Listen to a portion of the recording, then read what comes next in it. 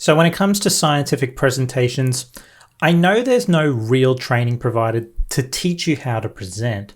Indeed, this may be the first real lecture-like content that you've been delivered on this very topic.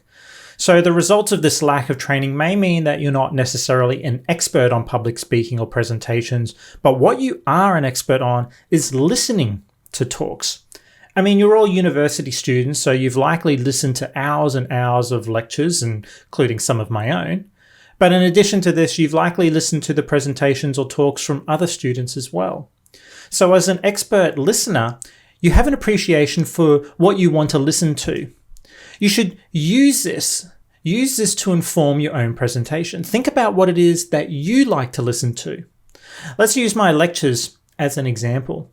When I create my lectures, I went through the very same process that I'm talking to you of now. I knew what I like to listen to. I knew what was interesting. So astronomy, that's pretty obvious. Tick. Easy one.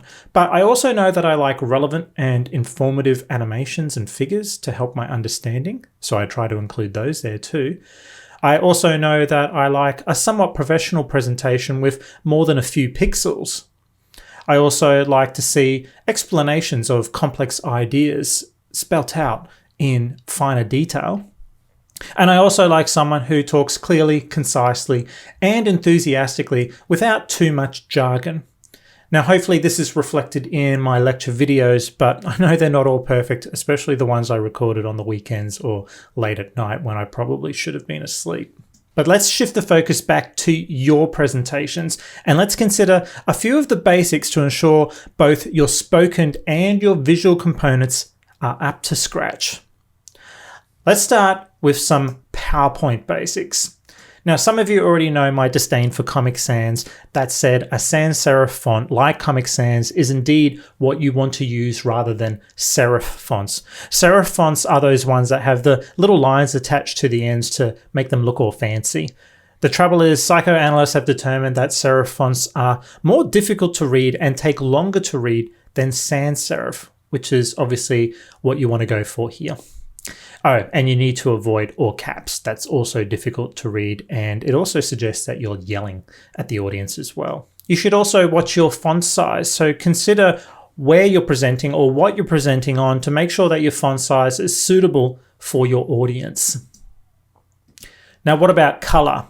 Well, again, many of you know my disdain for space-based backgrounds. I know we're in astronomy, but I mean, look how hard this is to read, right?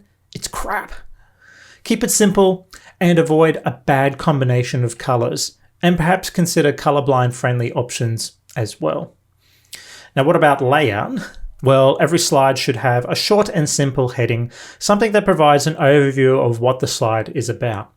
You should also limit the amount of text you display on a slide as well, probably no more than a few lines per text block, or consider bullet points to break up the text as well. Why is this so? Well, if you put too much text on your slide, your audience will just simply tune out or they'll get lost. Onto images. You should try to include an image, a graph, or a plot, or something similar on each slide to maintain attention. It should also be something that's relevant as well, something relevant to the text on your slide or something that you are presenting. Now, this isn't mandatory, but it certainly helps. Your images should be adequately labeled, and again, consider the color options with the images as well, especially if you're creating your own plots or graphs. Now, what about fancy transitions? Well, you really should skip them. They waste time and they really add nothing to your presentation. A simple wipe or a simple dissolve is fine, but something like this or this, it's just too much. Now, you should avoid drowning your audience with data and equations. Too many times I see students present me with slides and slides of equations. Cool, I get it, you know math. But unless you're prepared to explain it all to me and how it's relevant to your presentation, it's really useless. Same as when I present to you equations in my lecture. I only include equations if they're relevant and I explain them in detail to make sure you know what is going on. You should do the same. Now, finally, you should think about your presentation structure. You should build to your conclusion progressively. Make it like a story with a decent beginning and an ending. And if you're not going to talk about something, leave it out. Okay, so that's the PowerPoint side of things, but what about the spoken side of things? Well, look, there's tons and tons of resources available at the links that I've shared, which include tips on speaking effectively. These include speaking loudly without shouting, speaking clearly, speaking slightly slower than usual, maintaining good body posture, minding mannerisms, keeping eye contact, and paying attention to the time you have left. At these links, you'll also find tips on overcoming nerves, which mostly goes into details about how to prepare and how to have a good night's sleep before your presentation. Look, I also provide a tip sheet on Blackboard, which you may find will come in handy, so make sure you check that out.